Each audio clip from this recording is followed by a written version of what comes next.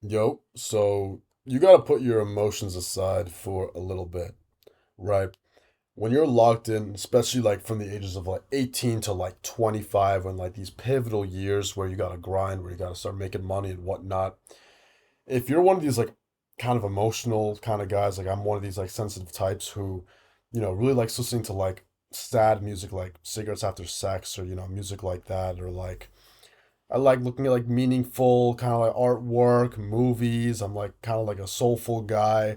That's just what I naturally would love to do on a daily basis, just what I find interesting. But when you got to build, like especially during these years, like you are competing with every single guy, and you're not gonna get to the woman that you want being this super soulful like artist when you can't pay your rent or you're not making enough money to, do well in your job, right? Of course, you have a limited amount of time on this planet.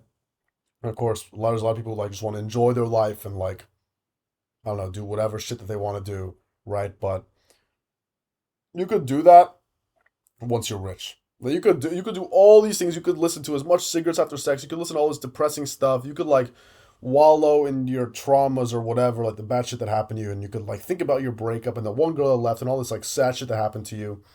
Think about it when you're 40 and when you got enough money and when you've already made it, right? Because right now, like that's not going to do anything for you except keep you behind in the race, and everybody then you're going to be really freaking sad when everybody beats you, and then you're going to wonder why am I so sad? And it's because you didn't lock in. It's much smarter to just like put those emotions aside. I know like if you're naturally one of these emotional guys, there's a lot of people who aren't like this, right? Where they're like I don't even like think about shit like that, but like for me, like I'm the kind of guy who reflects on a lot of stuff, reflects on like my memories, very nostalgic kind of person, like overanalyze all this stuff, like overthinking. Just stop the overthinking. Just throw it out the window. Put it on the back burner. Your sadness, kind of like feeling emotions. Guess what? They're gonna come back. It's not like they're gonna run away.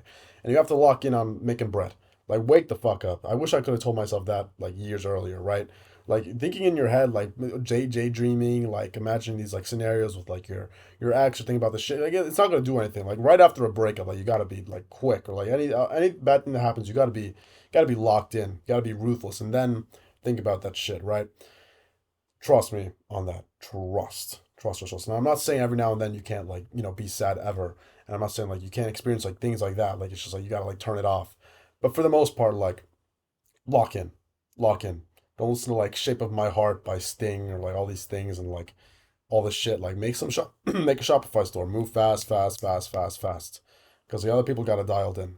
And they could look at museums and artwork and songs and listen to that shit all they want when they're like 29 because they grinded earlier. But to you when you're 29, you have fucking mouths to feed with your children and your family. And yeah, then you're not even gonna have time to do that stuff. Then you're gonna realize why you're really miserable because now you can't even delve into your emotions and you can't pay the bills, which is the worst. That's it.